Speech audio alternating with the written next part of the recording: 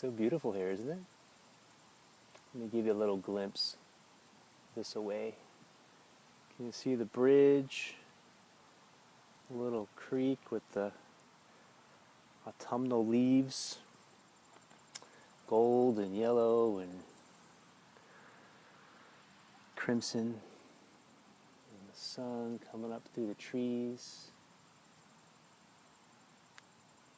I see a little squirrel in the distance.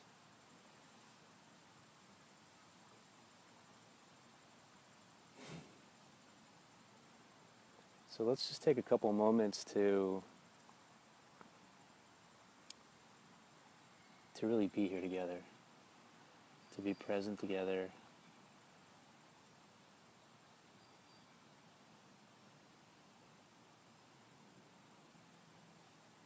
Just close our eyes.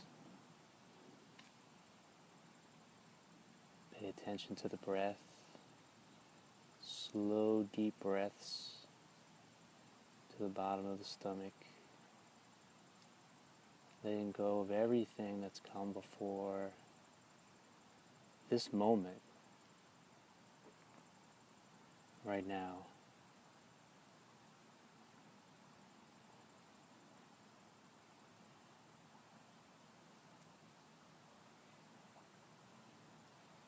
Letting go of issues in the workplace, the family place, the roadways, the parkways. Just taking a few minutes to let all of that go and to fully be here, present and alive together right now, open to the magic and the miracles that want to flow through us together in this unified, resonant field that we co-create together when we open ourselves to fully being available to be here and now together. Let's take a few deep breaths together. Inhale. Exhale.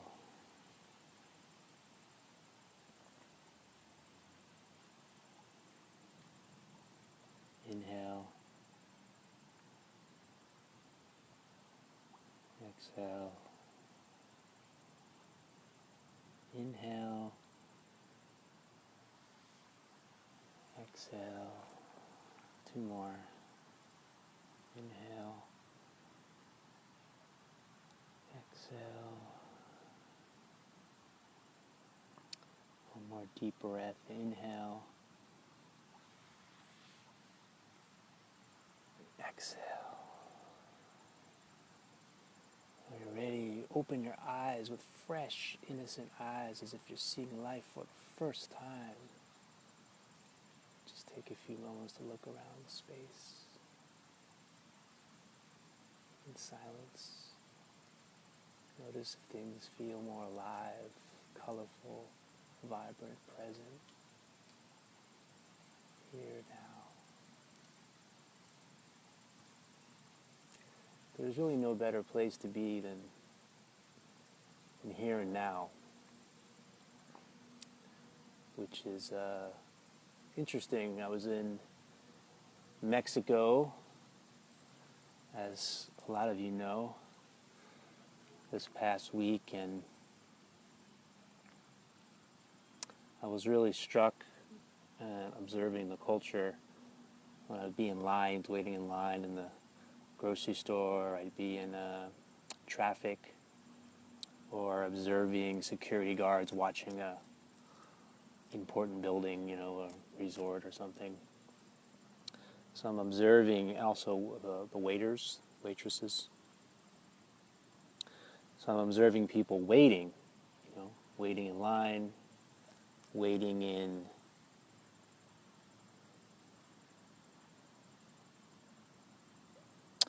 on an order, waiting on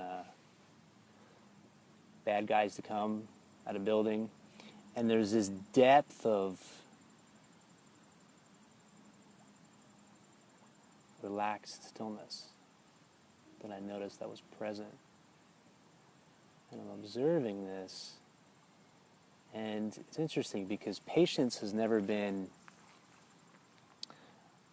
a value that I've put much stock in, never a value that I've spoken that much about or that much in favor of, because for me, not being patient, not waiting, but giving myself fully, wholly to this moment now is where I found the power to be. This is where the access to the flow state is.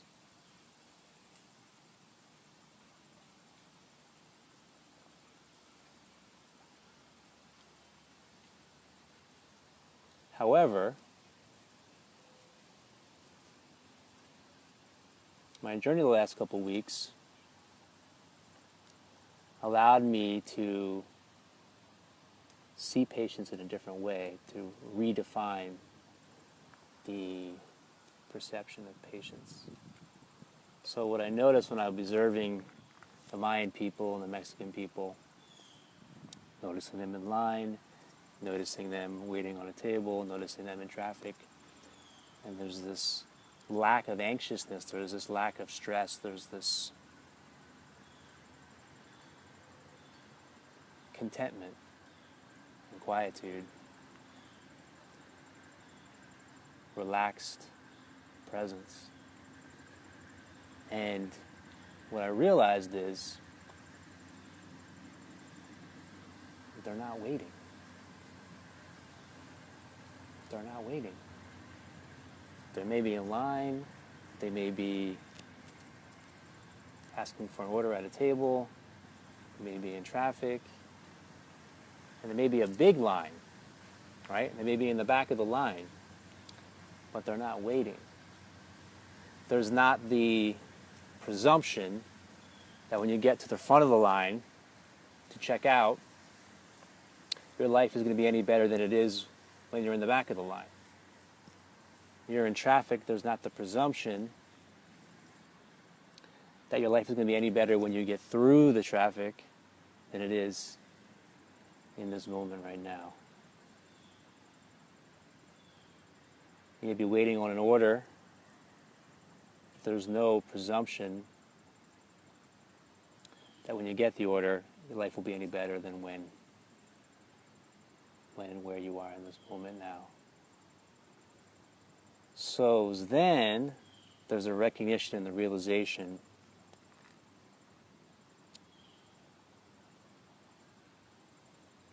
of the true value of patience, the redefinition of patience.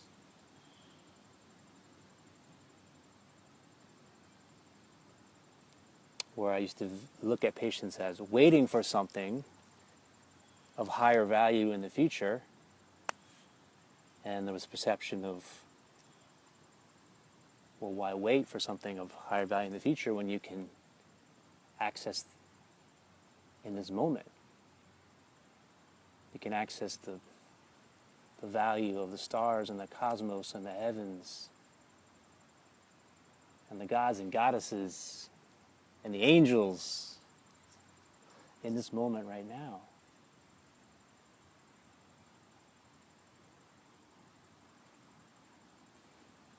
So, while in the linear world of time and space, there's the perception of, oh, I'm at this place in line, and I can be at peace in this place in line, and I'm waiting to get to the front of the line. But on the deeper level of the core of who and what I truly am, I'm not waiting. I'm not waiting for anything. I'm not waiting for a better future. I'm not waiting for a better future. For those who grow up in American culture, this is challenging because American culture is unique as far as what I've come across in the world, where there is this perception that the future is going to be better. is ingrained in the conditioning, in the founding, really, that the future is going to be better. And this culture is being spread out. It's being disseminated across the world through movies, through the media, through these different channels. Most countries, most cultures don't think the future is going to be better. They've been around long enough to feel and think differently. So this perception that the future is going to be better is beautiful in certain ways. There's a certain excitement. There's a certain ingenuity, a certain sense of innovation that comes into being from this sense of looking ahead, looking to the future. The future is going to be better. You go to Disney World, and there's a sense of the future. We can dream what we want to dream and bring it into being. But when you ground in the indigenous cultures,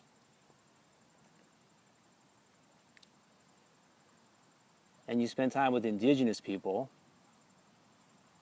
time has a different quality to it. And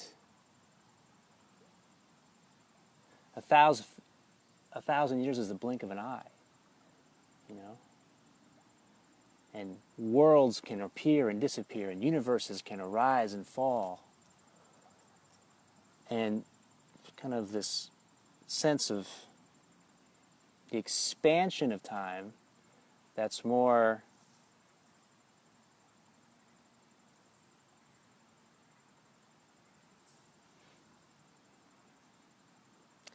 present in the indigenous consciousness is the realization of one who's spiritually awakened. It's the realization that as time moves in a linear realm, the linear realm of time and space is Monday, Tuesday, Wednesday, Thursday, Friday, Saturday, and Sunday, there's a deeper level in which there is no time. And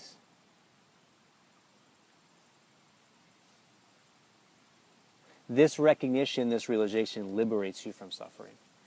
I was talking with my friend Valerie Tignini today. Hey, Val. And we're talking about how time, you can state this different ways, but one way you can state it is really the cause of suffering is time. Attachment, identification with the illusion of time. And when you liberate yourself from the attachment and identification with the illusion of time, you have liberated yourself from the wheel of samsara, from the wheel of karma, and from the wheel of suffering. It doesn't mean that you still are not aware of time. It doesn't mean you can't make a date on the calendar. It doesn't mean you can't show up somewhere at a particular time. But you are liberated from the attachment and identification with time. And to be liberated from the attachment and identification with time is to be liberated from the attachment and identification with form. Because time creates space, and space creates time. There's no space, there's no time. If there's no time, there's no space. So there's a liberation to the infinite essence, the infinite expansion of who and what we truly are. This is the great spiritual awakening. This is the liberation. This is the enlightenment. Enlightenment I like to think of as light, like a lightness of being, like a weight being lifted.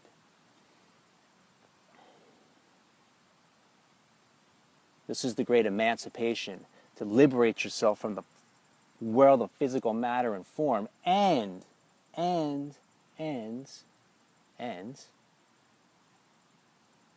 embracing the world of form, embracing the world of time, embracing the world of time and space. And you can only truly, deeply, fully embrace the world of time and space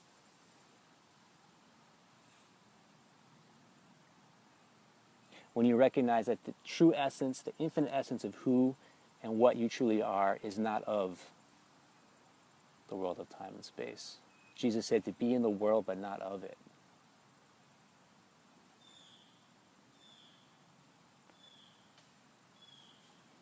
And when we awaken to this space, this essence, this infinite essence of who and what we truly are, and we start to ground it and anchor in it and liberate ourselves from the attachment, identification to the egoic sense of a separate self and the story of a separate self. The story of the separate self means you're lost in the world of time and space. You think you are that. But when we awaken to this ground of being, this infinite essence that transcends and includes all that is, then we become a life artist that we can create. We can play. We're not trying to get anything from this world. We're not trying to get a better future. We're not trying to get a payoff down the road. We're not trying to find any kind of permanency or stability or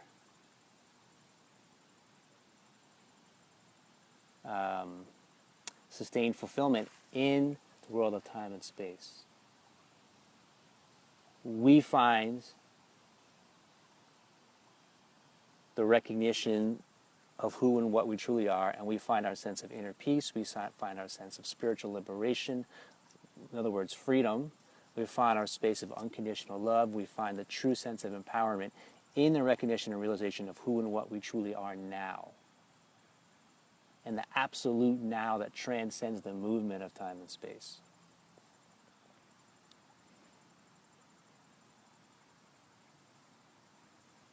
And then, we're not approaching the world from a place of lack anymore.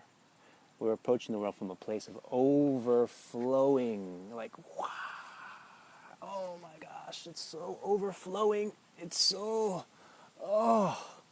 it's just like this ecstatic joy of being. It's the ecstatic joy of being, a gratitude and appreciation for now. And then,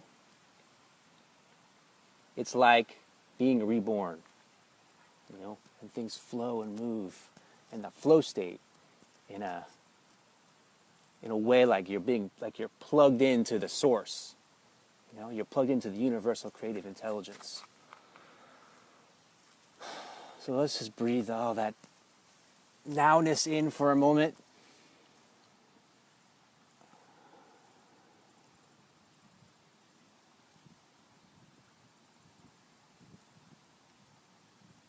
Let's just be together for a moment.